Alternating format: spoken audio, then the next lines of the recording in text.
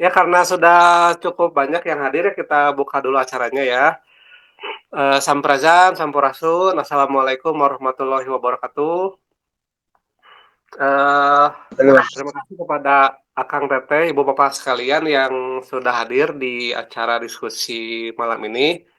Ini adalah lanjutan dari diskusi sebelumnya yang kemarin kita sudah membahas tentang kesadaran dan koneksi. Nah, malam ini rencana kita akan membahas seputar energi, apa sih energi dan sebagainya. Tapi tidak menutup kemungkinan apa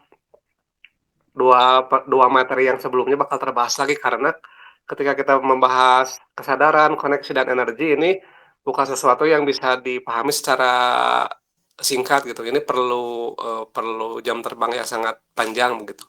Nggak bisa kita kuasai dalam sehari 2 hari, setahun 2 tahun, tapi mungkin itu perlu seumur hidup lah begitu. Makanya kenapa tagline kita kan kesadaran energi, kesadaran koneksi energi. Karena dalam segala hal kita memerlukan 3 poin itu. Nah kan tadi setelah saya baca kan dari inventarisir masukan-masukan kan ada yang pengen ngebahas doa, ngebahas astrali dan sebagainya. Nah, untuk bisa memahami hal tersebut, nah perlu kan semuanya ketika misalnya astrali perlu kesadaran, koneksi, energi yang cukup. Ngobrolin doa juga perlu kesadaran, koneksi, energi. Ngobrolin tadi tuh ada yang mau katanya keberlimpahan dan sebagainya lah kan gitu. Perlu kesadaran, koneksi, energi, semuanya perlu hal itu. Jadi kesadaran, koneksi, energi adalah hal yang paling basic yang perlu kita pahami gitu untuk masuk ke step yang selanjutnya. Untuk selanjutnya kan ke menyatu dan sebagainya lah begitu. Eh, nah sebelum nanti kita masuk ke Kang Rocky sebagai pemateri utama, di sini juga ada nanti akan ada pemaparan ini, pemaparan pembuka lah dari Teh Neng yang untuk pemanasan lah begitu. Jadi biar nggak kaget gitu langsung ke Kang Rocky kan gitu. Jadi biar menghangat dulu nih. Teh, Teh Neng udah hadir? Halo, Teh udah dinyalain mic-nya Teh? Nggak ada suaranya Teh. Teh Neng nggak ada suaranya.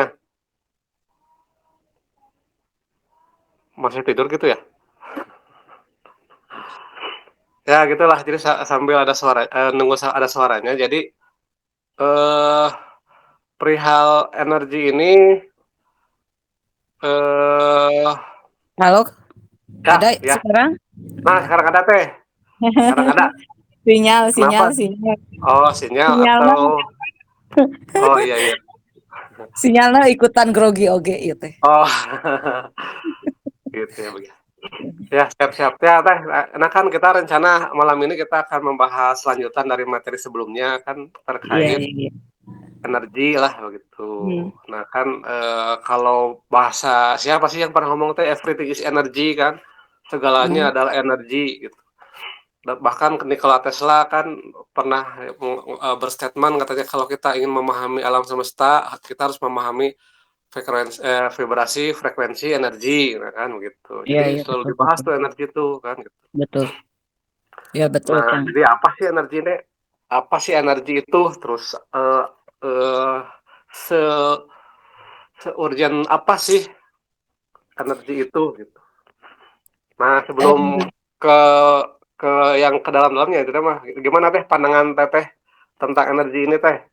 ya, pertama-tama saya ucapkan sampurasun, sampurasan, assalamualaikum buat rekan-rekan keluarga besar Ra yang udah hadir gitu. Kalau menurut saya energi itu adalah satu daya ya, sumber dari segala kehidupan. Karena kalau nggak ada energi ya nggak bakalan hidup kan ya. Dan bentar. Karena segala sesuatu itu dari energi dan energi yang sama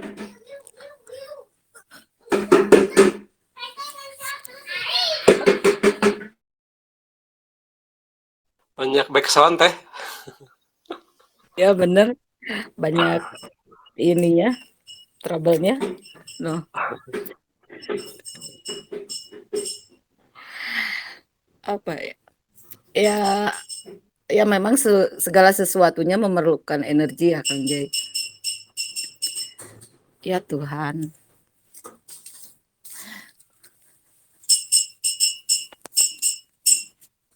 Tukang apaan tuh? tukang tubing. Jadi we, ngerelep, kalabur materi. Ya, sambil itu Teh Ne mengkondisikan tempatnya gitu kan. Ya bentar, Oh, masih aman Teh, udah aman? masih kayaknya harus nyumput sebentar.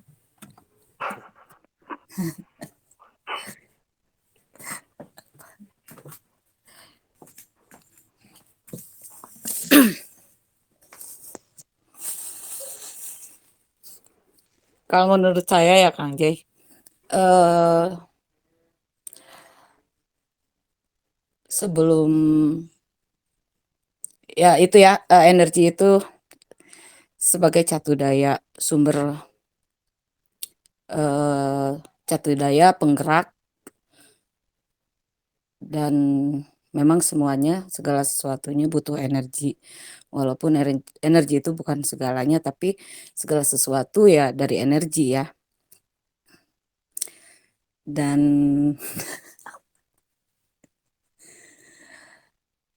ya ini yang saya pahami selama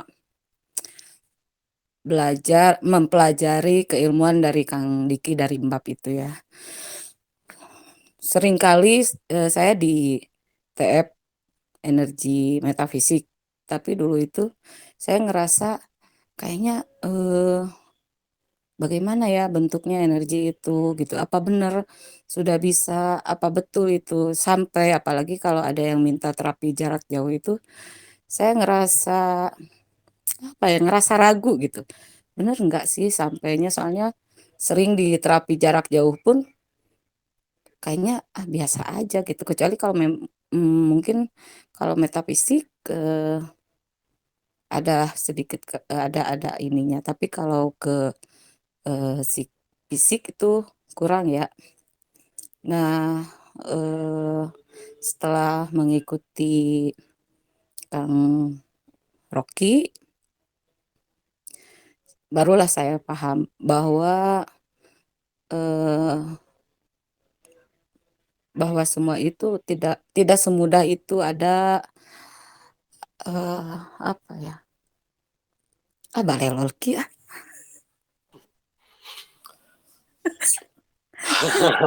Tenang Teh, minum dulu Teh, minum dulu Teh.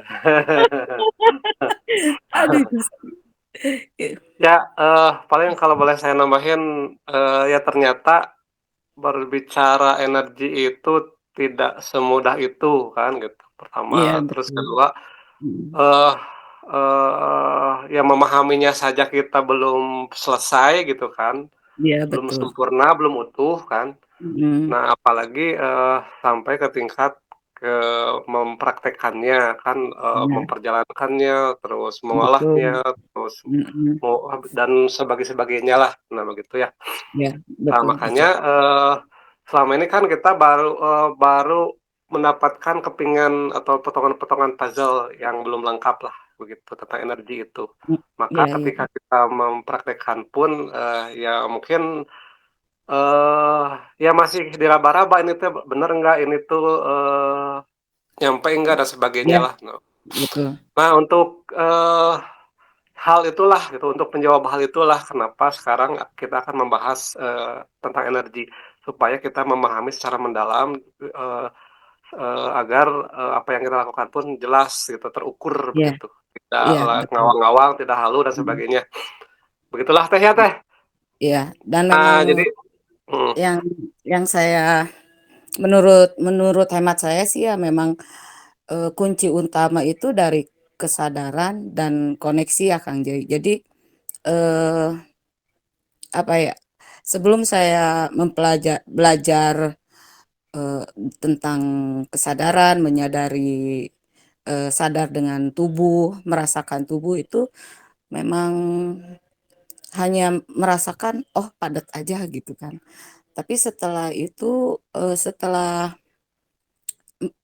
belajar untuk selalu on gitu, selalu sadar dengan tubuh, ya sedikit-sedikit saya bisa merasakan misalkan perguliran waktu atau membedakan tempat yang beranomalinya besar atau yang biasa itu memang terasa banget gitu Kang Jay. Jadi ya memang eee, modal utama itu ya kesadaran dan koneksi itu menurut saya eee, modal utama untuk bisa mengenali energi, baik itu energi orang lain dari luar, alam semesta dan energi diri sendiri gitu, gitu Kang Jay. Gitu. Ya, Kang Jay? Halo? Oh, belum dinyalain mikrofonnya. Oh ya, ternyata ternyata energi itu beragam sekali ya Teh bentuknya ya, dari mulai bahkan dari Iya, dalam diri kan ada yang dari dalam kan, dari iya sel betul. mitokondria kita, ada juga yang Betul, benefisiknya di luar tubuh kan gitu. betul. Terus, mungkin nanti di alam dan sebagainya, Mhm. Iya, iya. dan banyak lagi lah gitu dengan berbagai macam rupa dan bentuknya. Nah mungkin, Iya. kita langsung aja ya Teh ya untuk mempersingkat waktu ya Siap. ke Iya, iya. kita Mangga, mangga. langsung ke Kang Rocky aja, agar kita, bisa memahami secara lebih mendalam dan detail lah, beliau yang lebih ini, berkompeten untuk Iya, mangga, mangga membahas Kang hal Rocky. ini, begitu. Mangga Kang Rocky, wilujeng, di waktu dan tempat dipersilahkan. Mangga, Sampurasun Kasadayana. Sampai Selamat Rampes. malam semuanya. Selamat malam, Kang. Naon ngomongin energi nih teh? ya Iya, Kang, Kang. energi cenah. Oh gitu. Ya, Oke, kepada semuanya, badannya masih ada, Ada, kerasa Kang. keberadaannya. Sambil ngobrol, mari kita sambil merasakan kepala kita dulu. Setuju ya? Sambil kita Setuju. ngobrol selama mungkin 1 jam ke depan, kepala kita harus terus tetap terasa. Itu syaratnya tuh. Nanti kalau yang nggak kerasa, saya langsung tegur tuh. Siap ya? siap Siap, Siap yang Kang. lain Kang. setuju ya? Siap. Bahwa syaratnya selama kita ngobrol, kepala kita harus tetap terasa keberadaannya. Kenapa sih kekeh saya melatih atau kita atau saya ingin kita tetap latihan kesadaran karena kesadaran itu bisa disebut hampir tak ada batasnya karena semua harus disadari. Nah, sekarang mah hanya pembiasaan saja supaya kita menyadari apa-apa yang selama ini kita tidak sadari keberadaannya. Jadi ini mah pembiasaan saja. Oke, jadi selama kita ngobrol, tolong kepala kita dirasakan keberadaannya terus-menerus tanpa sedikit pun hilap atau lupa. Oke, good. Rasain, bagus, bagus. Oke, energi. Energi itu bentuk paling sederhana dari sesuatu. Bukan paling sederhana sebenarnya. Bentuk yang sederhana dari sesuatu. Karena misalkan gini, misalkan atom. Atom itu masih bisa dibelah lagi, masih bisa dibelah lagi. Gitu. Jadi, tapi anggap sajalah dari bentuk yang kompleks, misalkan bentuk benda atau apapun, energi itu adalah bentuk yang mungkin bukan paling sederhana, tapi sangat sederhana. Jadi kalau kita selama ini mengasumsikan atau berpikir energi itu selalu tenaga, tidak, energi itu bukan tenaga. Tenaga itu hanya salah satu bentuk action atau manfaat dari sebuah energi. Gitu ya. Kalau Teneng tadi, kalau nggak salah dengar, Teneng itu ada tukang dagang di Teneng tadi tuh ya. Ya, Kang. Kalau Teneng tadi mengatakan energi adalah satu daya, itu fungsi energi Oh iya gitu. ya. Misal fungsi energi untuk satu daya, untuk mengaktifkan sesuatu, untuk membentuk sesuatu dan seterusnya. Energinya sendiri adalah ya bentuk sederhana dari suatu benda yang dia memang belum sampai ke level material gitu. Nanti dari energi berubah menjadi materi, misalkan gini, kayu, sebuah kayu. Kayu kalau disederhanakan terus sederhanakan, itu akan sampai level atom, quartz dan yang lain-lain. Nah, atom itu kan sudah energi karena sudah belum sampai materi, tapi atom berkumpul, berikatan sampai ikatan tertentu, maka dia sudah berbentuk materi. Nah, jadi sekarang kita memahami energi itu jangan lagi hanya sekedar tenaga dalam, metafisika, ilmu, ini itu. Enggak, energi itu justru bentuk sederhana dari suatu. Nah, kalau kita bisa memahami bentuk sederhana dari sesuatu ini, maka kita akan memahami hukum dasar dari sesuatu juga. Misal, benda padat dan benda cair, apa sih bedanya? Bedanya hanya di sifat unsur dasarnya, yaitu ikatan molekularnya.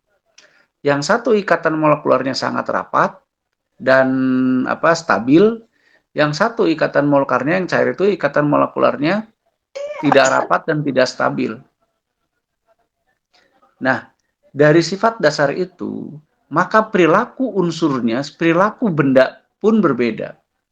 Misalkan kalau benda padat, dia cenderung kaku, tidak mengikuti ruang. Sedangkan benda cair, dia akan cenderung mengikuti ruang tempat dia berada. Misalkan air dimasukkan ke botol, berbentuk jadi botol, dan seterusnya. Kalau benda kaku mudah dipatahkan, benda yang ikatan molekularnya padat, itu mudah dipatahkan. Sedang yang ikatan molekularnya renggang, dia justru tidak bisa dipatahkan. Akhirnya nanti kita akan menemukan dari sifat unsur kerapatan itu, dari sifat unsur pembentuknya, kita bisa menemukan di pengelolaannya bagaimana, kemudian disebut kelemahannya apa, kelebihannya apa, cara memanfaatkannya bagaimana, dan seterusnya. Dengan cara memahami energi yang sebagai bentuk dasar dari suatu benda, kita akan bisa mengelola suatu benda tersebut. Cara memanfaatkannya mungkin, cara merawatnya mungkin, dan seterusnya. Nah, itulah pentingnya kita memahami energi sebagai konsep dasar dari sebuah benda. Tapi bagaimana caranya supaya kita bisa menangkap atau memahami konsep dasar benda tersebut yang namanya energi? Level dasarnya, langkah pertamanya adalah menyadari keberadaannya. Setelah menyadari keberadaannya, nanti kita terkoneksi tentunya dengan energi tersebut atau dengan benda tersebut. Setelah terkoneksi, kita bisa memperhatikan atau meneliti. Kita bisa menyederhanakan bentuknya, melepas ikatan molekularnya terus sampai kita bisa memahami, oh begini. Dasarnya energinya, ikatan molekularnya begini. Maka kalau kita ingin merubahnya, harus bagaimana? Misal, air. Kita menyadari ikatan molekularnya adalah hidrogen dan oksigen. Setelah kita memahami ada unsur hidrogen dan unsur oksigen di situ. Hidrogen sendiri itu kan bukan materi ya, masih energi. Nah, setelah kita memahami ada dua unsur tersebut, dan kita memahami konsep ikatan dua unsur tersebut, ternyata bisa dipisah, bisa dipecah ikatannya. Bisa diputus. Caranya bagaimana? Tentu harus ada fusi. Harus ada reaksi, ada sesuatu yang direaksikan. Yang bisa kemudian memecah atau memutus ikatan dua unsur tersebut. Nah, setelah kita mengetahui itu, berarti karena ada unsur hidrogennya, hidrogen itu bisa dibakar, berarti air ini bisa memunculkan kemungkinan dari sifat unsurnya, air ini bisa dijadikan bahan bakar. Atau mungkin nanti jika plankton di laut sudah habis, atau pohon juga sudah habis, kita bisa merubah air ini menjadi oksigen murni, karena di dalamnya ada oksigen murni. Nah, tinggal nanti bagaimana membuat reaksi yang membuat unsur ini bisa dimanfaatkan.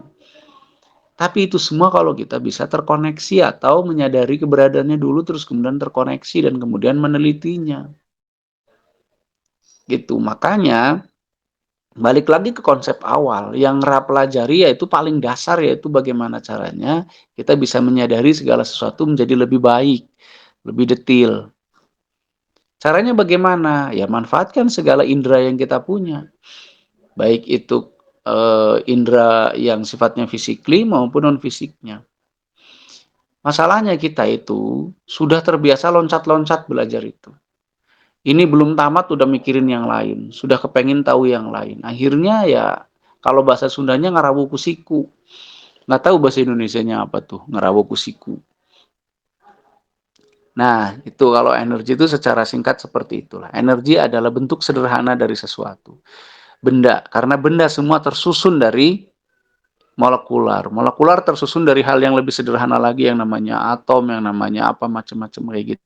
Dibelah lebih kecil lagi jadi namanya apa, saya nggak hafal tuh namanya. Dan itu sudah energi. Jadi, sesuatu yang sekarang kita sebut sebagai materi, sebenarnya adalah sebuah ikatan dari begitu banyak energi. Begitu mungkin. Yang mau nambahin silahkan. Sok, mangga, Kang Jay.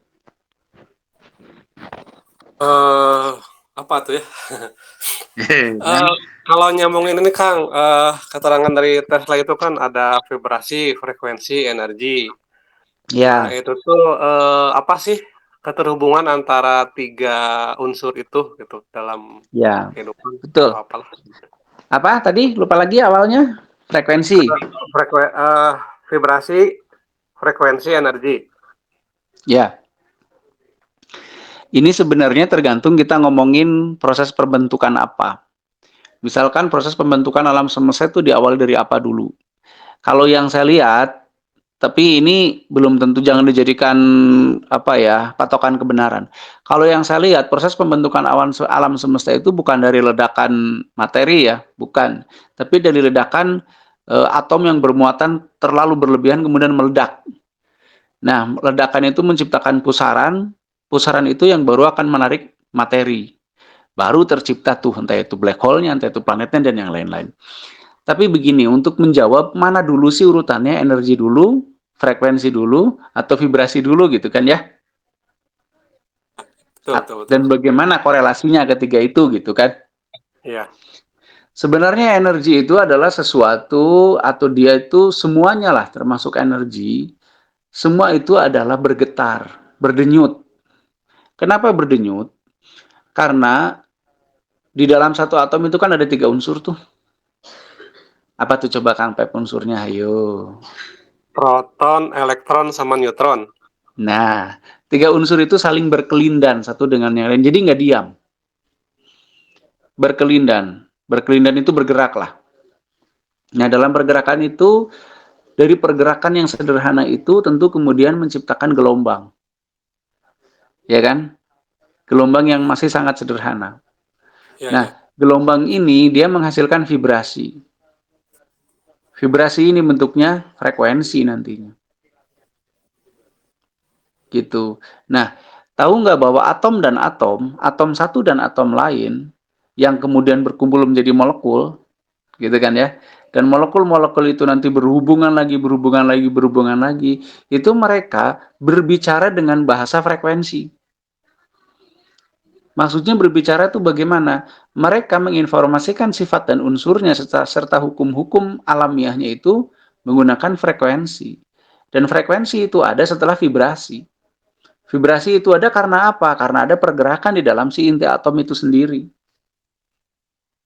Nah, karena semua tersusun dari itu, semua tersusun dari atom, dan atom itu bergerak menghasilkan vibrasi, vibrasi itu bergerak menghasilkan frekuensi, maka alam semesta yang tercipta ini pun yang dasarnya adalah atom menghasilkan vibrasi, menghasilkan frekuensi. Vibrasi itu membawa apa? Membawa pesan, membawa informasi dari si sumber vibrasinya yang namanya atomik itu. Dan itu terpancar melalui frekuensi. Makanya kalau kita bisa menyadari vibrasi dan frekuensinya, kita bisa menyadari atau mengetahui sifat dasar dari penyusun sebuah benda, dalam hal ini alam semesta. Maka kita akan memahami cara kerjanya. Gitu sebenarnya. Jadi sadar dulu yang penting teh.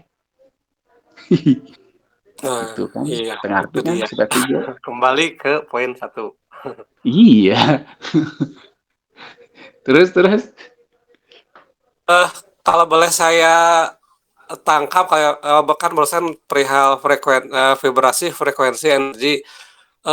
Kalau mungkin saya tangkapnya gini. Jadi dalam dalam energi ternyata ada vibrasinya, ada frekuensinya. Dalam frekuensi Mm-mm. ada energinya, ada vibrasinya. Kan dalam Iya vibrasi dong. ada frekuensi, ada energinya, begitu berarti ya. Iya, karena frekuensi kan gelombang. Iya, Gelombang bergerak itu kan karena ada energinya. iya, Ada sesuatu yang menumbuk sehingga ada getaran kan. Kalau iya, nggak ada iya. tumbukan nggak akan ada energi. Bukan nggak ada energi, nggak akan ada frekuensi, nggak akan ada vibrasi kalau nggak ada sesuatu yang bergetar.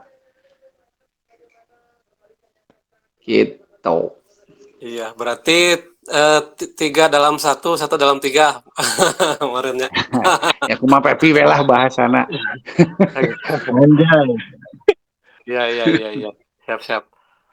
Nah, Lanjut. kira-kira Terus, ya mangga Kang, ya lanjut terus saya jadi pendengar Kang. ya jadi alangkah pentingnya kita bisa memahami sesuatu. Tapi memahami basicnya mengetahui. Tidak akan bisa memahami kalau tidak mengetahui dulu kan. Tapi untuk mengetahui, basicnya adalah menyadari keberadaannya dulu. Setelah menyadari keberadaannya, kemudian kita bisa terhubung dengan dia, baru bisa meneliti, baru lahir pengetahuan dan pemahaman. Nah, bagaimana kita bisa memahami alam semesta yang tak hingga ini? Kita akan bisa kalau kita sudah terbiasa menyadari sesuatu yang dekat-dekat. Sesuatu yang dekat-dekat dulu, kita biasa. Kata kuncinya adalah terbiasa. Nah, kalau semua orang bisa. Tapi masalahnya terbiasa atau tidak. Kenapa kata kuncinya terbiasa? Pada saat kita terbiasa, otak kita itu terbiasa menerima dan mengelola data serta membacanya. Kemudian otak kita kalau sudah terbiasa, dia sebenarnya kan terhubung dengan segala apapun yang ada di alam semesta ini, otak kita itu. Nah, kalau dia sudah terbiasa menangkap, membaca dan mengelolanya, maka dia cakupannya akan makin luas makin hari itu. Karena sudah terbiasa kepada yang dekat, nanti makin luas, terus data yang ditangkap tiap hari makin luas. Otomatis, kalau kita bisa menyadari data yang lebih luas lagi, kita bisa punya kesempatan untuk terhubung dengan data tersebut. Kita punya kesempatan untuk meneliti data-data tersebut. Akhirnya kita punya kemungkinan untuk mengetahui dan memahaminya. Itulah kenapa Kang Diki mengajarkan proses komunikasi dengan alam semesta yang orang lain mungkin di PU disebutnya apa, di kita disebutnya menyatu. Tapi itu semua basicnya tetap menyadari dulu keberadaannya. Gitu, Pep. Ya sok kalau ada yang mau marah-marah silahkan ke Pepi.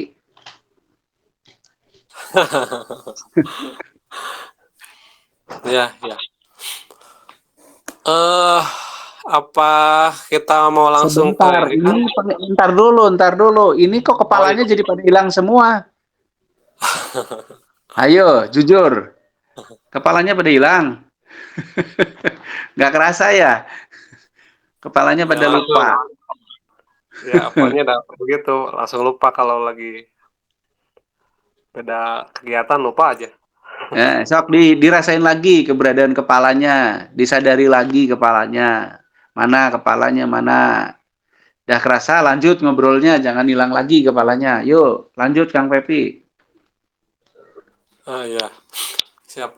Mungkin nambahin sedikit bahwa apa yang kita bahas ini kan kemarin kesadaran koneksi energi ini tuh baru sebatas prolog aja gitu. ini belum selesai ketika kita berbicara kemarin seolah-olah udah selesai kesadaran, sekarang pindah materi belum, nggak seperti itu. Ini baru sekedar pembuka saja gitu. Dan ke depan itu bakal banyak sekali pengembangannya dan pendalamannya gitu. Dan ini pun masalah energi pun baru secuilnya pun belum lah begitu. Betul, Jadi karena gini, karena maaf saya potong, karena untuk mempelajari bagusnya memang sambil praktek. Nah, di dalam praktek itu kan banyak sekali hal-hal yang nanti kemudian memicu kita untuk membahas. Gitu. Nah, pengayaan pendalaman itu semua di praktek. Memang bagusnya sih kalau bisa teman-teman bisa ikut kita ya, pruk-aprukan ke hutan gitu. iya betul. Ya lanjut. Ya Kang lanjut Kang.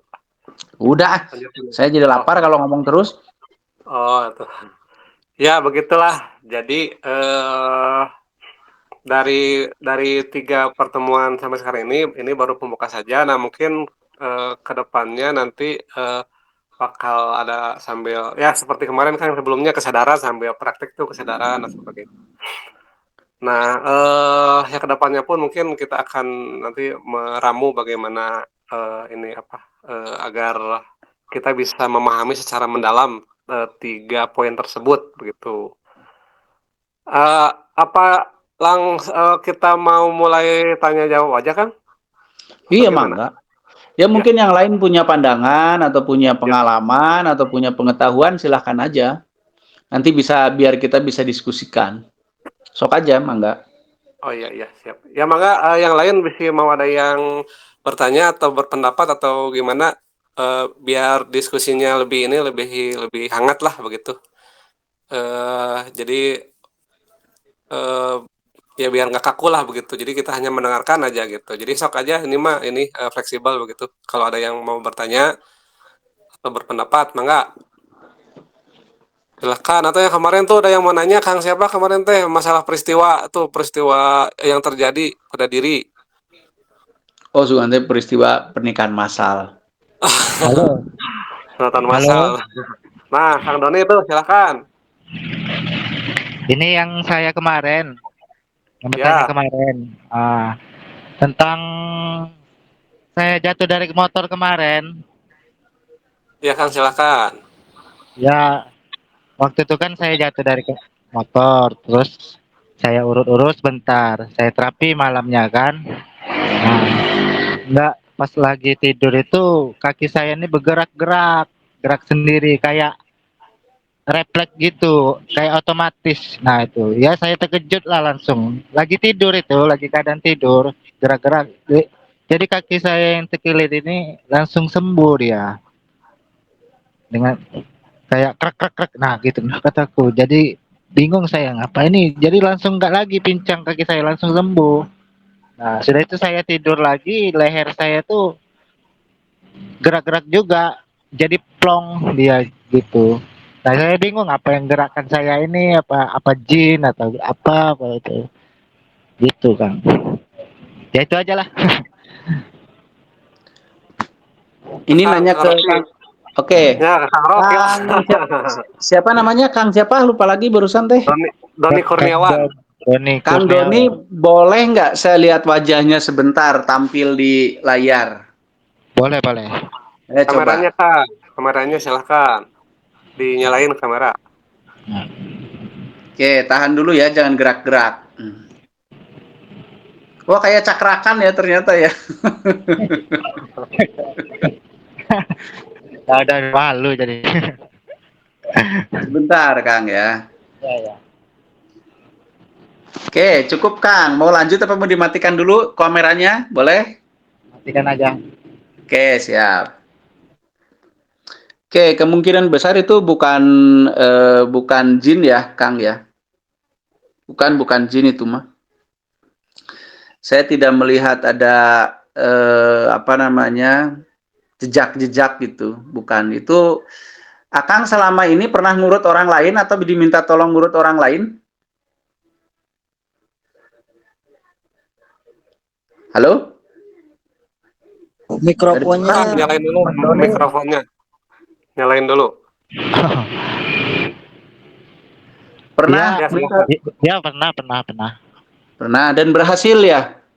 Ya berhasil ya, katanya sering-sering latihan, sudah itu blending, itu aja tiap hari blending. Ya dibagi waktunya.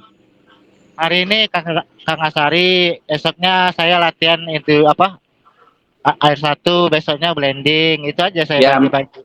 enggak maksud saya gini. Maksud saya sebelum ini Akang juga sudah sering nolong orang dengan cara mengurut ya dan berhasil. Iya, iya pernah. Ya. Ya Ah, memang Akang bakat di situ, badannya bagus. hmm, Jadi itu reaksi alamiah dari tubuhnya. Jadi memang iya. tubuhnya berbakat bagus gitu. Jadi bukan bukan jin itu mah. Yang gerakan itu energi apa itu, Kang?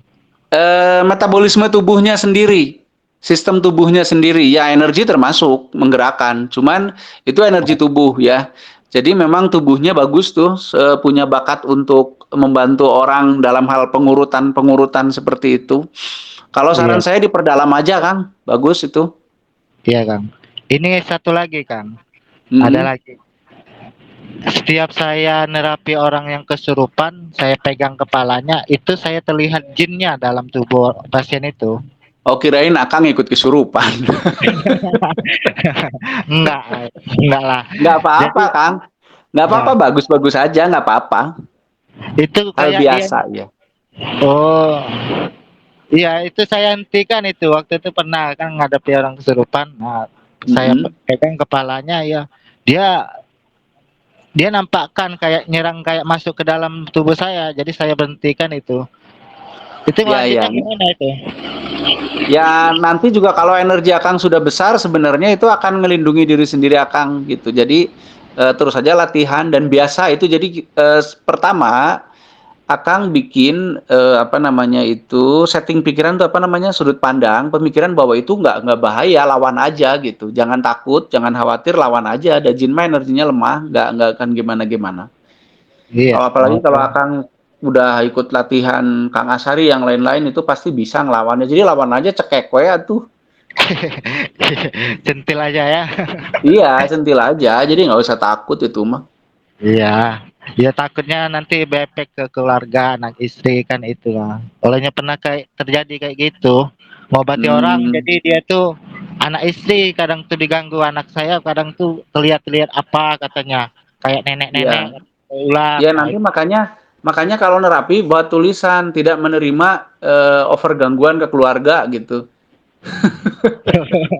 tahanan ya maksudnya.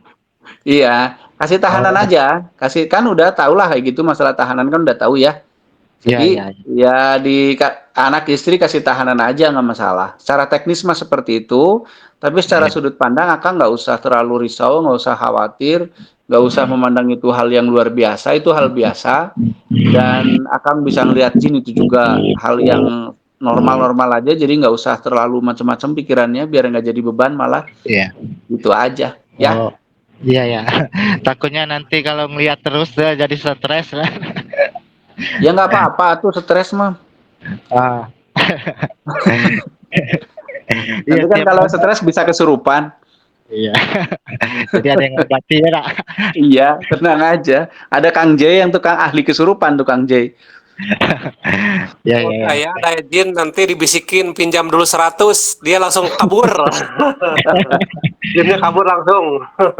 Jadi kalau masalah tubuh biarin saja ya, Kang nggak usah, misalkan nggak usah jadi pikirannya gimana-gimana, nggak, biarin aja itu mah memang tubuhnya seperti itu.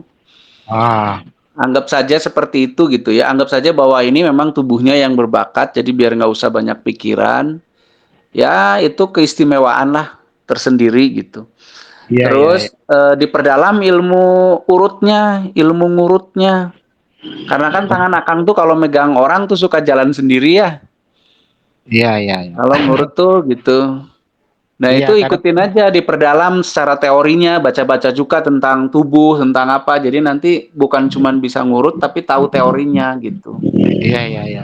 Ya biasanya aku ngurut-ngurut cuma ngurut-ngurut mencet-mencet aja, nggak tahu. Hah? Jadi Ngurut yang becek? bukan apa maksudnya mencet-mencet aja. Ya Oh apa kirain. Ya diperdalam aja, diperdalam bagus ya. iya ya. Oke, lanjut yang lain. Mungkin ada yang punya pendapat. Sekali Ya, lagi Mangga. kepalanya dirasakan. Siap, Terus Mangga. Yang lain kalau ada yang mau ditanyakan atau mau menambahkan, silahkan. Ini sebetulnya ini dibatasi ya sejam aja biar nggak terlalu lama. Kalau berarti kan 15 menit lagi nih. ya Kecuali kalau Kang silahkan. Rokinya mau masih kuat, masih begitu. Makanya dimanfaatkan 15 menit lagi nih. Kalau ada yang mau nanya, Mangga. Halo, pada tidur ini? Punten, Kang. Saya boleh tanya? Siap, Boleh, siap. bayar gelas ya Sony ek nanya teh. Iya, Kang. Saya Sony di Cikarang. Saya mau Ya nanya, gimana? Kang, tentang ini kesadaran. Apakah kesadaran itu harus ditimbulkan atau memang dari kecil kita itu memiliki naluri untuk sadar sendiri gitu, Kang? Dan Ya, oke. kegiatan-kegiatan yang sering kita lakukan jadi melupakan kesadaran itu gitu, Kang. Oke. Ya, Kesadaran sekian. itu, oke jawab ya Son ya. Kesadaran itu adalah kondisi di mana kita mengetahui dengan pasti sesuatu. Gitu. Nah, sedangkan sebenarnya kan sesuatu itu semua sudah ada. Tidak ada yang hilang, makanya tidak usah dicari-cari. Yang perlu apa? Ya tinggal diketahui saja. Nah, masalahnya bagaimana cara mengetahui dengan cara apa? Ya tergantung apa yang mau diketahui. Kalau yang mau diketahuinya itu bisa disentuh dengan mata, silahkan disadari dengan mata keberadaannya. Berarti dilihat, gitu kan? Misalkan Pepi lagi. Sony mau melihat warna tembok rumah Sony. Disadarinya bagaimana? Ya bisa dilihat kan, karena itu bisa disentuh, bisa ditangkap dengan indera mata. Disadari keberadaan warnanya, oh itu warna kuning. Disadari oleh mata, oleh indera mata.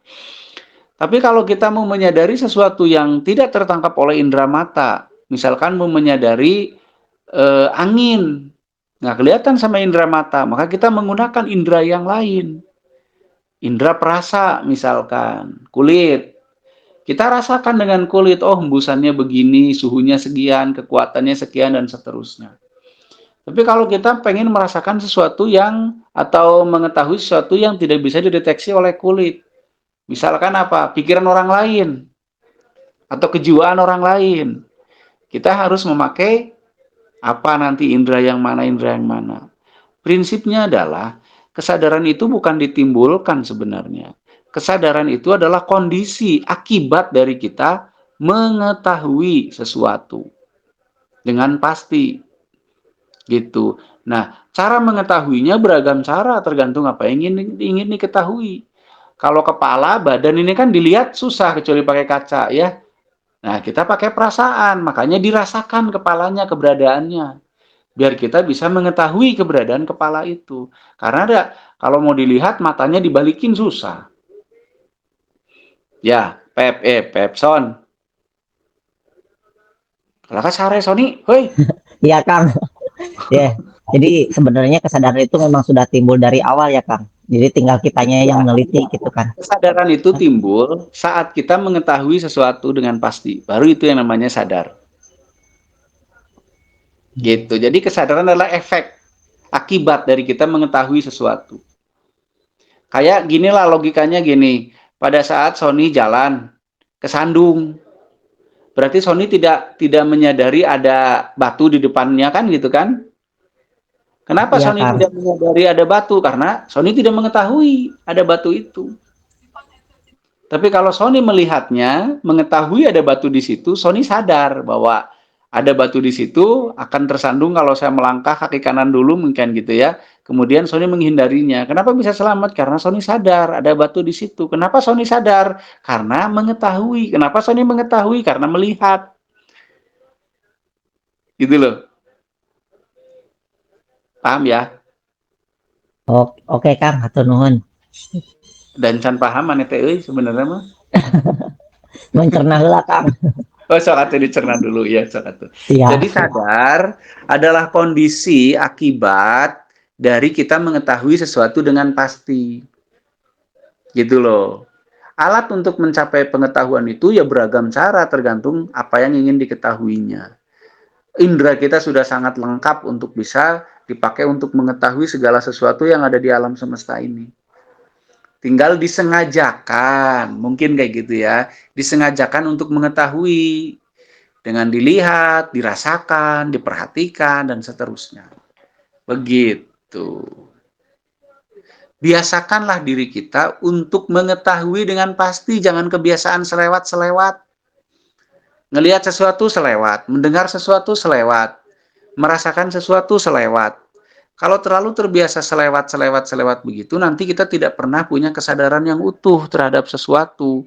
Informasinya, pengetahuannya juga nggak akan utuh. Jadi wes saliwang. Gitu. Ya lanjut.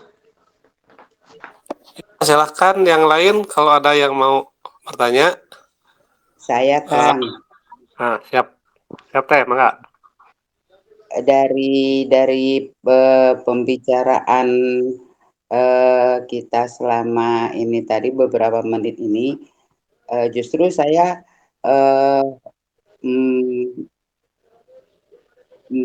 mendengarkan dulu melalui indera telinga, gitu ya Kang Rocky ya. Terus masuk ke pikiran, terus kerasa, maksudnya rasa itu vibrasi dari intonasi suara, dari nada suara gitu kan. Dari indera telinga didengarkan masuk ke pikiran. Pikiran itu di mana sih Kang? Bingung saya. Pokoknya di kepala saya. Begini, teh siapa namanya lupa lagi ya? Teh P. Puji. Oh, Puji. Jadi Teh Puji mendengar dulu dari telinga kan? Betul nggak? Mendengar dari telinga, kemudian masuk ke otak. Belum jadi pikiran Teh Puji. Masuk sebagai data yang ditangkap oleh frekuensi yang ditangkap oleh telinga itu masuk ke otak dulu sebagai data. Kemudian data diolah oleh otak kita. Setelah diolah kemudian dicampur dengan persepsi, dengan perspektif, dengan apa, dengan macam-macam. Nah itulah pikiran hasilnya teh. Hasil pengolahan itu namanya pikiran. Proses mengolahnya namanya berpikir. Gitu kan ya. Nah setelah jadi pikiran baru tuh ada kesimpulan, ada macam-macam. Gitu. Sok lanjut Teh Puji. Itu masuk datanya itu ke otak bagian mana itu Kang? Otak bagaimana? Bagian mana? Oh, kalau nama ilmiahnya saya nggak tahu bagian mananya ya. Kalau nama ilmiahnya nanti googling aja. Tapi masuk ke basic memory dulu. Kalau nama ilmiahnya saya jujur nggak tahu nama ilmiahnya. Tapi masuk ke basic memory. Nah, tersimpan di memori dulu, kemudian diolah sesuai kepentingan nanti tuh. Sesuai kebutuhan kita. Pada saat Teh Puji ingin memahami omongan saya, maka itu dibangkitkan dan diolah kembali, dicampur dengan doktrin, dicampur dengan perspektif, dicampur dengan pengalaman, dan yang lain-lain. Itulah proses berpikir. Nah, hasilnya nanti si pikiran itu. Gitu. Kalau nama ilmiahnya googling ya, saya nggak tahu soalnya. Posisinya di bagian tengah atas ya Kang ya? Iya, betul. Bukan otak kecil, bukan. Oke. Ya, terus? Pikiran ini tadi siapa nih Kang? Si pikiran ini tadi siapa Kang? Ini suka banyak nimbun bahan ini. Kenapa pikiran kenapa Teh Puji? Pikiran ini siapa gitu loh Kang? Oh, pikiran itu siapa gitu ya. Sebenarnya pikiran kan produk. Pikiran itu produk otak kita sendiri. Jadi dia produk saja sifatnya. Jadi belum menjadi makhluk, belum menjadi individu. Dia hanya produk gitu. Dan menurut penelitian di otak kita itu satu detik itu sekian, dalam satu detik otak kita bisa menghasilkan pikiran sampai berapa miliar gitu. Menurut penelitian tuh. Makanya harus kita sadari nanti tuh pikiran-pikiran itu. Iya. terkadang hati nurani bicara, aduh udah deh pikiran nggak ini nggak perlu dipikirkan gitu. Mm-mm. Sayanya Nggak bisa sendiri. juga, ternyata dia mikir aja terus gitu ya. Iya, karena memang itu sudah fitrahnya otak begitu, Teh Susi, Teh Puji. Itu udah fitrahnya otak. Jadi biarkan saja. Nah, nanti Oh, kita mengambil sesuatu yang kita anggap penting. Yang nggak anggap penting biarin aja. Karena otak nggak bisa dicegah untuk tidak berpikir. Karena memang udah alamiahnya begitu. oke. Gitu. Makanya nanti kalau mudah-mudahan ya suatu hari ke depan kita berlatih merasakan lintasan-lintasan pikiran, merasakan produk-produk pikiran di otak kita yang selama ini nggak kita sadari. Dan nanti kita bisa pilih mana yang diolah lebih lanjut, mana yang dibiarkan begitu saja karena kita anggap nggak terlalu penting lah. Misalkan kayak di jalan kita ngelihat rumah orang, nah, apa itu catnya begini begitu, kan nggak penting jadi biarin gitu. Misalkan contohnya. Nantilah ke depan kita belajar merasakan, menyadari semua lintasan pikiran, semua produk pikiran yang ada di otak kita. Dan itu sangat ramai otak itu kan. Rame, capek terkadang Kang. Itu kan mengeluarkan energi besar juga kan? Iya. Mm-mm. Tapi tenang aja, energi Teh Puji nggak akan tekor gara-gara pikiran, tenang aja. Enggak. Karena gini, justru yang paling memakan energi itu merasa, bukan berpikir. Gitu. Perasaan itu jauh lebih memakan energi. Nah, nanti kenapa perasaan jauh lebih memakan energi? Contoh, orang berpikir dengan orang merasa sedih, itu jauh lebih capek orang merasa sedih. Iya. Walaupun rasa juga hasil dari berpikir. Tapi nanti lebah itu proses Ya. munculnya saja yang nanti beda. Dan nantilah kita belajar kapan-kapan ya. Nanti kita belajar, oh ini pikiran, oh ini perasaan, oh ini intuisi, oh ini misalkan ilham gitu. Nanti kita belajar kapan-kapan. Duh, saya mau nanya lagi jadi hilang, Kang. Oh, hilang pikirannya. Tapi ada ketemu satu pertanyaan. Oh, ini jadi pertanyaan lagi. Jadi mengembang istilahnya kan. Oh iya, pasti mengembang. Ada kue bolu game mengembang itu apalagi pertanyaan. Ini nih, cara kita mengetahui frekuensi dari hati nurani, frekuensi dari akal dan pikiran itu piye itu, Kang? Nah, ini ketemu baru. Begini, pertama kita harus paham dulu apa itu hati nurani, apa itu akal, apa itu pikiran. Harus paham dulu. Oh, Sekali lagi, gitu. pikiran adalah produk dari proses berpikir. Ya. Sedangkan akal adalah gabungan dari intuisi, logika, kemudian intuisi, logika, sama apalagi itu satu lagi, Pep, saya lupa, Pep. Dia lupa tuh. Tulis lagi. Pikiran bukan. Iya, jadi yang namanya akal itu gabungan teh, bukan hanya pikiran saja. Tapi akal itu gabungan penilaian dari akal, ya, terus kemudian intuisi dan nurani. Ketiga ini digabungkan, itu yang namanya akal sehat. Akal ya, bener ya? Iya, gabungan logika, hati nurani, dan intuisi. Itulah akal sehat. Makanya Nah, hanya ya. manusia yang punya itu. Gitu, yang lain enggak. Karena hanya manusia yang punya intuisi, punya akal, dan punya nurani. Logika. Nurani. Logika. Nurani, iya. Nah, terus satu lagi apa? Lupa. Nah, nurani teh apa tuh? Gitu kan ya. Nurani teh kalau bahasa Sunda hate leutik. Tapi sebenarnya otak-otak keneh itu otak. Gitu. Otak yang kalau kita mah pineal lah. Pineal gland. Oh, nurani Gitu. itu pineal gland, bukan jiwa ini tadi. Bukan. Nurani itu hasil kinerja dari pineal. Gitu. Yang kita sering sebagai nurani, cahaya yang jelas, nur aini kan, nur ain, cahaya yang jelas terlihat. Itu hasil dari pineal. Nah, gitu. Jadi kalau pikiran hasil dari logika, logika itu kan campuran-campuran doktrin, campuran pengalaman, campuran perspektif dan yang lain-lain gitu ya. Nanti kemudian kita mengatakan oh ini masuk akal. Yang nggak cocok dengan doktrin kita jadi oh nggak masuk akal kan gitu. Ya nggak? Yang nggak cocok dengan pengalaman hidup kita sebut nggak masuk akal karena memang logikanya main di situ. Dia menilai menimbang sesuatu dengan tolak ukurnya ada doktrin, ada pengalaman, ada macam-macam. Itu logika. Itu. Tapi kalau nurani itu tolak ukurnya apa? Tolak ukurnya adalah keniscayaan, kebenaran universal, nurani itu. Yang keluar dari pineal gland, yang ditangkap oleh pineal gland.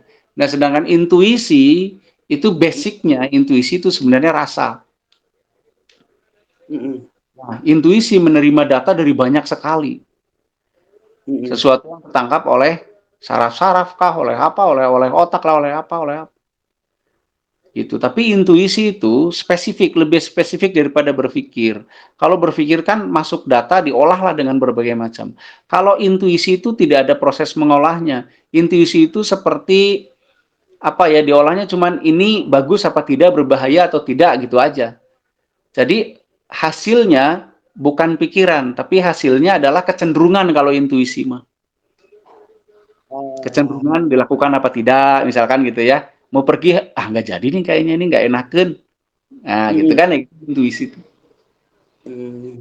Begitu. Nah, frekuensinya bagaimana? Sebenarnya frekuensi itu terjadi karena pengaruh, misalkan dengan intuisi itu, tubuh kita menjadi bagaimana, frekuensinya jadi berubah. Kalau secara apa ya, secara benda misalkan intuisi itu ada frekuensinya enggak? Nah, kalau intuisi ada frekuensinya apa enggak, kita akan ngomong sumber intuisinya dan kemudian atau produk intuisinya. Kalau sumber intuisinya pasti ada frekuensinya. Tapi kalau produk intuisinya ya enggak ada. Ya frekuensinya frekuensi tubuhnya sendiri. Itu loh. Bisa dimengerti nggak itu Teh Puji? Mulai dipahami. Jadi ada step-stepnya gitu kan. Terus yang di dalam rasa panca indera itu tentu beda dong Kang dengan rasa yang dihasilkan oleh pineal gland ini ya, atau Iya, beda. Karena proses penilaiannya nanti beda. Kalau panca indera itu kan sebenarnya hanya alat untuk mengumpulkan data. Gitu. Jadi panca indera tidak bisa memproses data. Yang memproses data itu otak.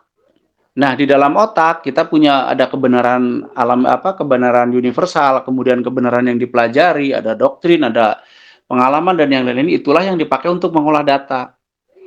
Gitu.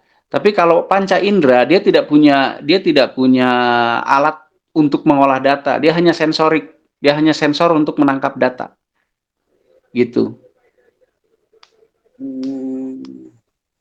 Itu adanya di tubuh ya, di tubuh. Di tubuh. Di casing. Di casing. Jadi kalau berarti namanya jiwa itu adanya di otak ya Kang ya, bukan di jantung. Kalau di jantung tuh energi aja. Jiwa itu kan sebenarnya gini, kan di tubuh itu kan ada 3 unsur besar. Ya. Di tubuh ya, saya ngomong di tubuh. Kalau di luar tubuh nanti beda lagi.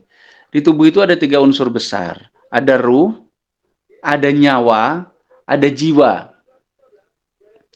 Ruh adalah energi kosmik, saya menyebutnya begitu. Energi kosmik yang menjadi catu daya utama. Gitu. Tempatnya ada di mana? Sebenarnya ada di setiap sel, cuman lebih dominan di area jantung sebagai pengguna energi yang cukup besar. Yang kedua yang namanya nyawa.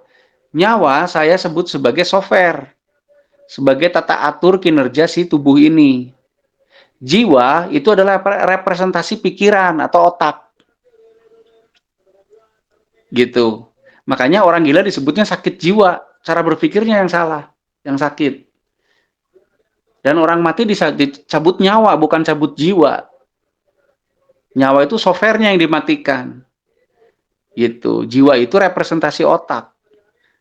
Itulah kenapa ada orang gila disebutnya sakit jiwa atau orang gangguan jiwa gitu ya. Jiwa itu representasi otak, representasi dari sudut pandang, cara berpikir dan yang lain-lain lah. Yang berhubungan dengan lingkup ruang dan waktu di mana dia hidup. Begitu. Nah, memang di bangsa kita masih banyak yang rancu nih, di kejawen, di kalangan spiritual, yang lainnya memahami jiwa, nyawa itu masih banyak yang rancu. Bukan berarti mereka salah, tapi mungkin pembahasannya saja yang beda-beda. Gitu. Kalau saya memahaminya, ruh ya jelas energi kosmik, terus kemudian nyawa itu software, terus kemudian jiwa itu pikiran kita, representasi otak kita. Begitu, Bu. Siapa lagi namanya, lupa lagi. Menggerakkan sistem di tubuh kita ini itu nyawa dong, Kang? Nyawa itu sistemnya, software-nya. Yang menggerakkan itu energi. Berarti si Ruhnya. ruh ya. Ruh yang menggerakkan sistem pertama, tapi kemudian si sistem itu juga memproduksi energi sendiri kan, melalui energi sel. Tapi penggerak pertamanya ruh. Gitu. Setelah sistem kayak motor aja lah, Bu. Kayak motor di starter, yang menghidupkan starter kan aki. Iya kan? Bukan bensin kan? Aki. Iya. Gitu. Setelah aki dia nyala, setelah nyala sistemnya bekerja, baru dia memakan bensin. Bensin itu dijadikan sumber energi dan menghasilkan energi, terus energi itu mengisi aki dan seterusnya gitu kan. Gitu. Jadi pada saat dulu proses penciptaan atau terjadinya manusia di dalam kandungan, satu daya pertama ya ruh itu, jeder, menghidupkan sistem. Setelah sistem bekerja, terus bekerja, terjadilah jantung, jadilah ini itu. Bekerjalah sistem menghasilkan energi sendiri untuk menghidupkan sistem itu sendiri dan seterusnya gitu. Jantung dulu, bukannya otak dulu, Kang, yang terbentuk, Kang. Jantung dulu, kan dari sigotnya berdetak dulu, makanya tiba-tiba jadi otak. Iya kan? Masa ada janin, ada otaknya ya nggak ada, ya jantung dulu. Berarti yang penggeraknya itu ya di jantung itu ya? Ya, pertama itu. Pertama kan karena syarat kehidupan itu harus ada denyutan, Bu. Ya. Makanya mereka berdenyut dulu kan. Setelah umur sekian itu berdenyut dulu. Itu pun setelah tercipta jantung. Tapi sebelum tercipta jantung ada denyutan? Nggak ada denyut-denyutan. Tapi sifatnya atomik. Yang tadi saya paparkan di awal. Iya. Begitu. Kudu nungging dulu nih, Kang, biar oksigen naik ke otak nih, Kang, biar nanti kalau sambil ngobrol sambil bawa gas tabung oksigen itu.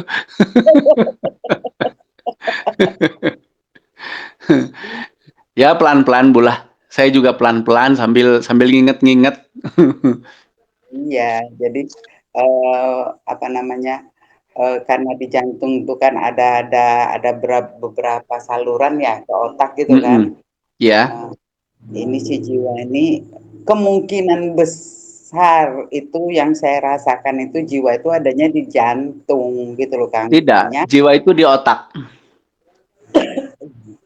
Makanya kalau orang gila mah sakit jiwa, Bu, lain sakit jantung, Ibu.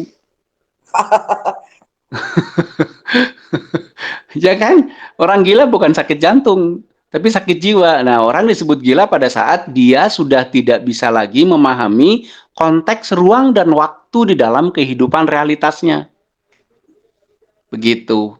Makanya dia hidup sebagaimana memori terakhirnya dia aja kan. Misalkan saya pernah lihat orang yang ODGJ gitu ya, bawain kertas diangkain duit gitu kan. Dianggapnya itu kan duit gitu kan.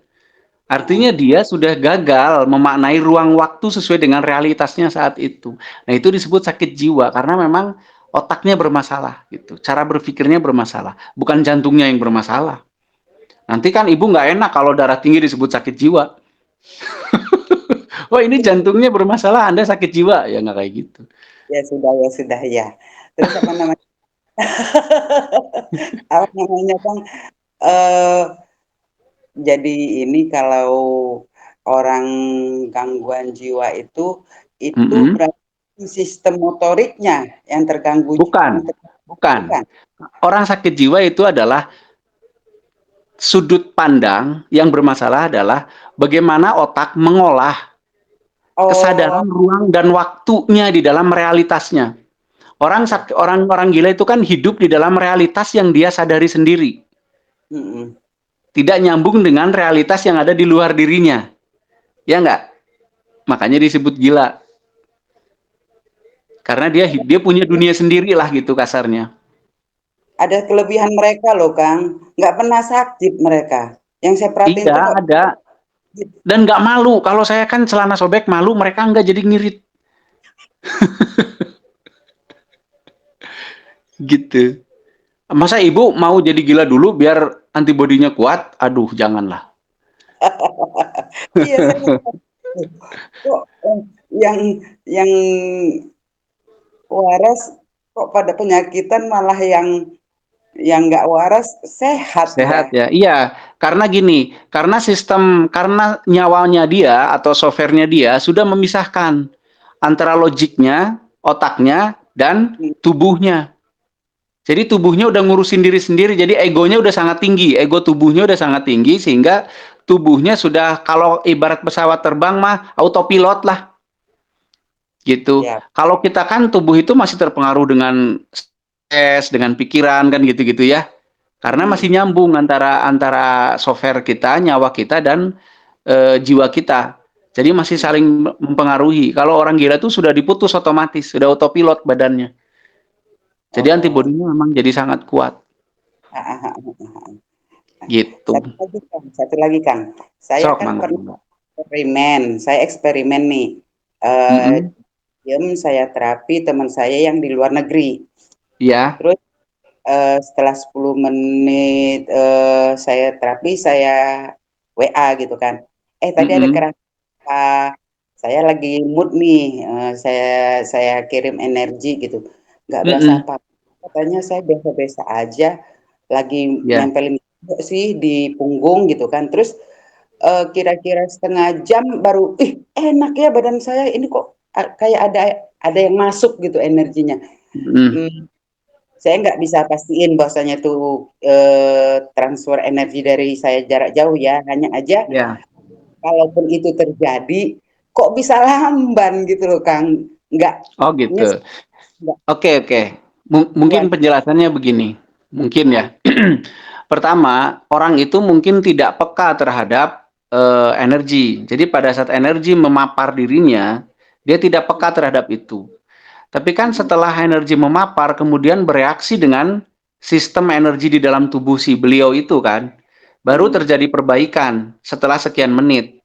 Nah, setelah terjadi perbaikan, baru dia merasakannya. Jadi dia tidak peka terhadap energinya, tapi dia merasakan efek dari keberadaan energi yang memapar dirinya itu. Dan itu banyak yang seperti itu. Yang penting nanti kalau kan di grup ini juga ada jarak jauhan terapi gitu ya. Nah, coba nanti koneksinya tuh betul-betul dirasakan. Jadi pada saat kita mau nerapi orang jarak jauh, si tubuh kita dirasakan dulu keberadaannya, kemudian tubuh orang sebagai objek dirasakan, kemudian dikoneksikan. Kalau terkoneksi, sudah terkoneksi, baru kita coba cas. Jadi kalau belum terasa koneksi, jangan dulu-dulu ngecas. Nah, kita belajar step-step yang lebih benar lah gitu. Karena baik harus bertemu dengan benar. Nah, jadi mungkin menurut saya gitu, Bu, teman Ibu itu mungkin dia tidak peka terhadap energi, tapi setelah energi Ibu mungkin men-trigger badan si orang ini, kemudian ada terjadi perbaikan, baru dia merasakannya. Gitu. Iya, karena mood saya tiba-tiba pengen rapi itu, kok ini kelihatan melulu ya wajahnya ya, gitu kan, yang saya info yang masuk ke saya gitu kan. Iya. Tok saya terapi deh gitu kan. Nah begitu. Nggak terasa apa-apa, cuma pasang koyo aja di punggung katanya. Oh, pasang koyo di punggung berarti kan kurang fit gitu kan. Iya. Yang inputan yang saya terima itu sedikit banyaknya begitu adanya gitu kan. Mhm Si mhm. ikut di mana saya pikir gitu kok berapa. Iya. Iya, begitu lakukan aja. Terus Mhm. cuman ya itu tadi, coba kita betul-betul koneksinya. Sebenarnya ibu terbayang dia itu juga udah bentuk koneksi ya, udah bentuk hubungan, keterhubungan ibu dengan si orang gitu. Nah, Mhm. teman kan itu hal yang tidak disengaja kan gitu kan ya. Nah, Mhm. nanti mah disengaja coba. Misalkan ibu ke teman itu, ibu coba bayangkan wajahnya pertama, kemudian eh, sentuhlah dia, misalkan apanya, apanya, apanya.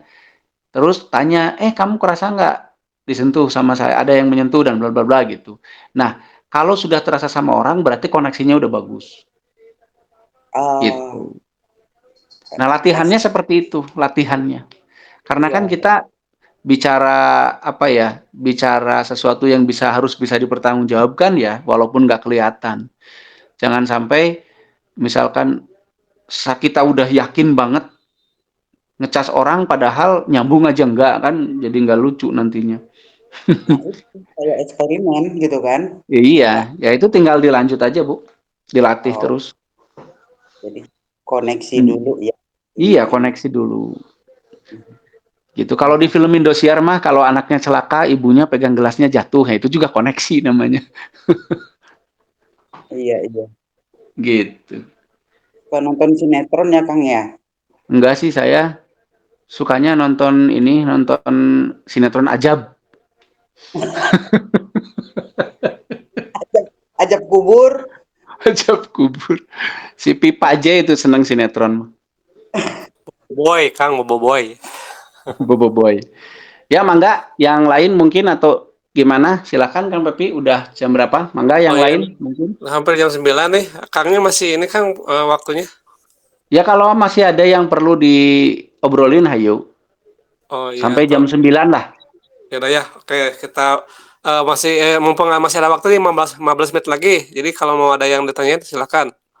15 menit, 15 Halo, menit. Ya, enggak halo Kang? Kang. Ini Doni. Doni lagi nih. Kang, Ya, jelas Kang. jelas jelas. Jelas, jelas. Ya. Ya mau tanya ini tentang pengalaman udah lama juga lah. Ya, ini tentang saya lagi tidur juga ini. Waktu itu udah lama sekali. Waktu itu apa tuh? Saya lagi memejam mata itu kayak ada yang nembak-nembak itu, nembak cahaya-cahaya putih itu apa itu Kang? Itu ya di tengah-tengah antara kedua mata ya, di jidat. Nah iya, iya ya di jidat. Ya itu Nah itu, biasa, itu bukan apa-apa, itu mah biasa. nah sudah itu pernah juga kan lampu mati semua itu kan. Nah lagi tidur Heeh. itu gelap menjadi terang itu kelihatan saya tuh kayak kertas putih itu nah. Ya, Saya ya, ya. Ya itu biasa, itu hal biasa. oh Bukan dari gangguan apa-apa, itu hal biasa. Itu mah hal kinerja tubuh biasa itu mah. hmm. Oh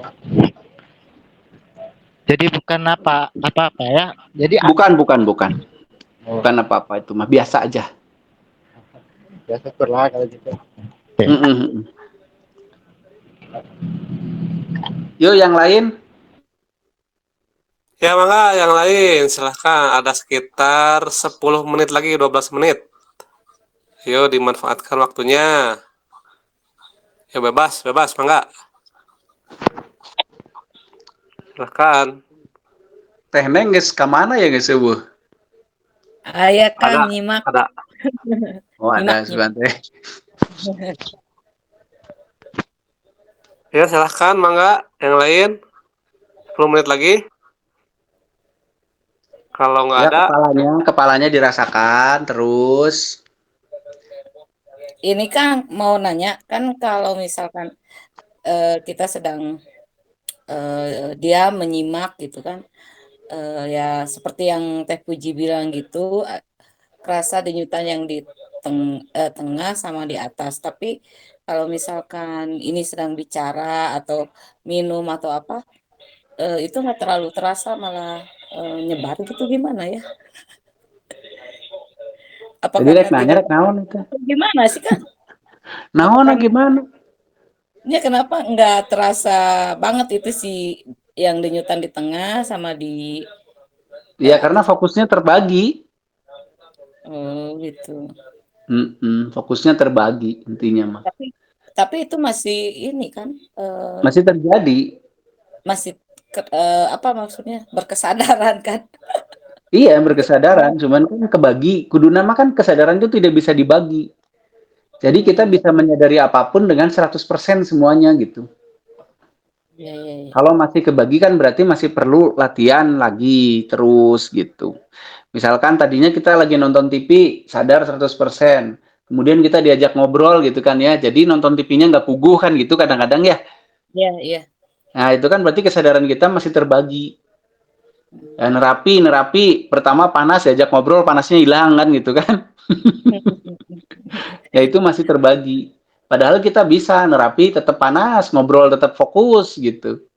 Iya, iya. Jangan kalah sama anak SMA, ngobrol-ngobrol kan ngetik juga di HP nggak tipe mereka Iya, mah. Berarti bagus kan kesadarannya gitu. latihannya lebih ini lagi ya. Dia lebih sering berkesadaran saja. Iya, iya, iya.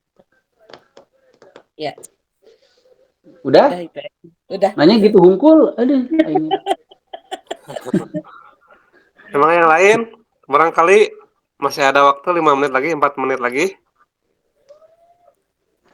Saya Kang mau tanya. Bahkan mangga. Nah, ya. Ini Kang kalau saya itu kan merasakan kepala katanya Kang tuh kan.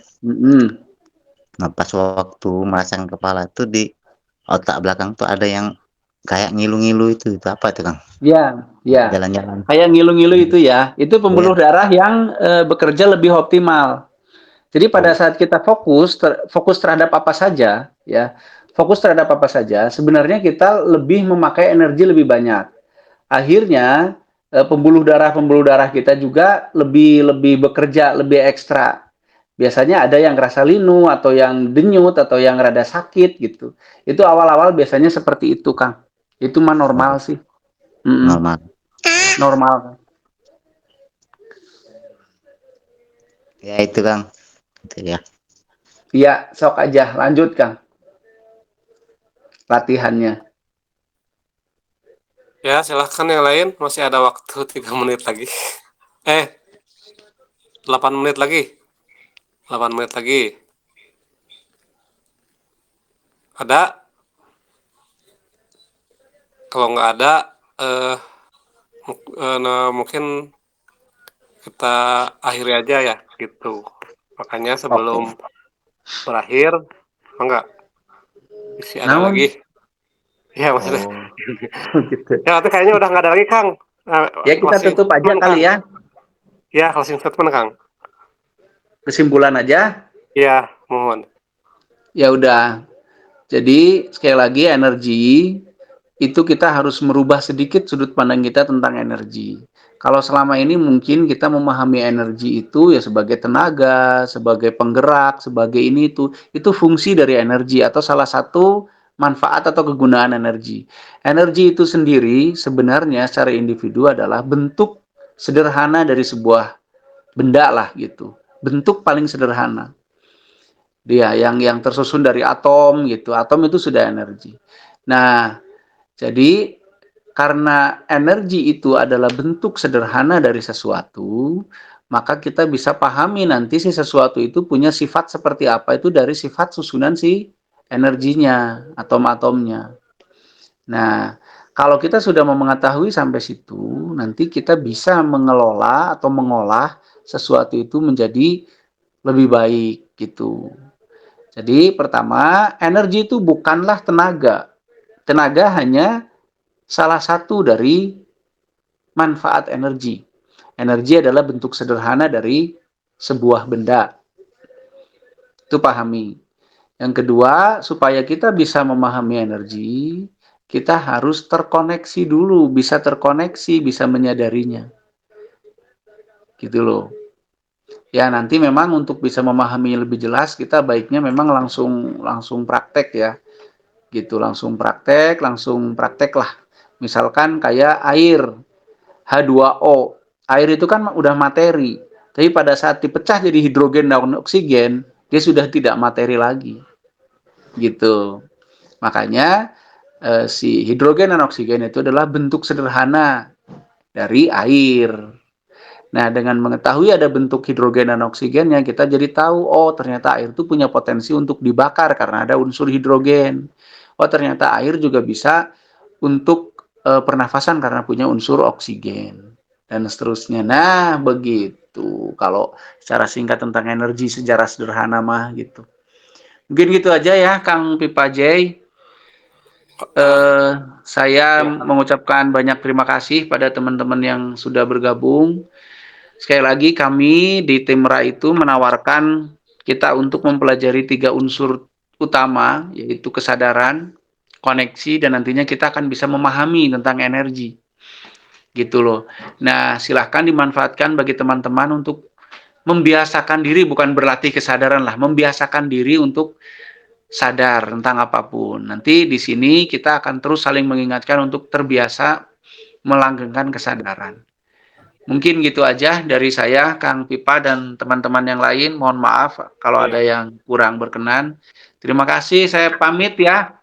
Sampurasun. Ya, Pak Nuhun, Ampere. Ya. Nuhun, Kang.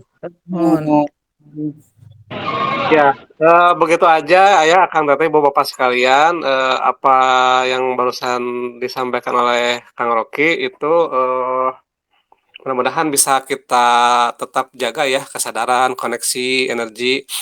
Nah itu ini baru sebatas ini aja ya, pembuka aja ya. Yang kedepannya kita akan terus membahas dan mendalami hal ini kan, dan mungkin kedepannya akan sambil mempraktekkan ya bagaimana kesadaran, bagaimana membangun koneksi dan bagaimana mengolah energi begitu. Nah karena udah malam kita tutup aja ya. Mangga silakan selamat beristirahat. Sekian, sampurasun, sampurasun. Assalamualaikum warahmatullahi wabarakatuh. Waalaikumsalam. Salam, matur nuhun.